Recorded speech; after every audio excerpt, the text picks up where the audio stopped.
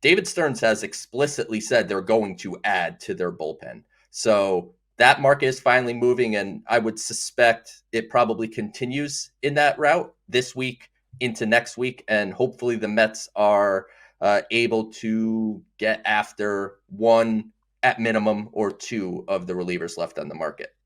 Right. I think it'll be last year, and this was different because it was very early in December 9th. David Robertson signed that 1 year deal, and the money was significant in that, but it's a 1 year It was deal. like And I think, Chapman's deal, I believe. I believe it was the same deal Chapman signed. It was like 10 or 10 and a half.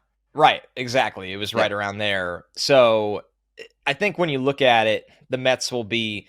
We know the theme of the Mets offseason, and this is kind of a theme of a lot of teams that look for relief help. They want to keep the obviously years down on these contracts because Joe, something we've talked about on this podcast for how many years is, just the volatility of the position. I mean, Aaron Loop is our pinnacle example. He has a historic year with the Mets. He goes and gets paid with the Angels. And we were, half joking, but just kind of making the point that you look 2 years later, his career or his stint with the Angels, he had an ERA right below 5.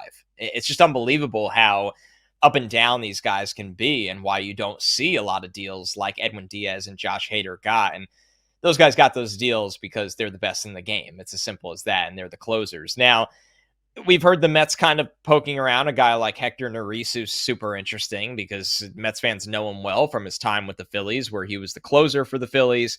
He was a little bit of a roller coaster, as most relievers are with the Phillies. This was a guy that had some really good years, and it felt like every other year he had a down year. And like pitchers do, he goes to Houston, and he's been absolutely fantastic the last 2 years. He was really lights out, specifically last year as a 34-year-old. So we'll see if that's one.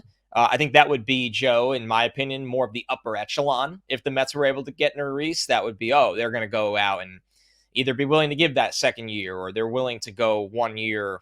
I mean, 15 mil. I mean, you're talking about a significant 1 year deal if you get a guy like Neris. But like you said, I think hearing them connected to a lot of these names just goes to show you that it's safe to say they're in on an 8th-inning guy right now because the Mets have a lot of questions of who will actually be in this bullpen. But one question you don't want to have going into the season is who is going to be the bridge to Edwin Diaz? And it feels like that's the Mets' mission right now to solve that equation.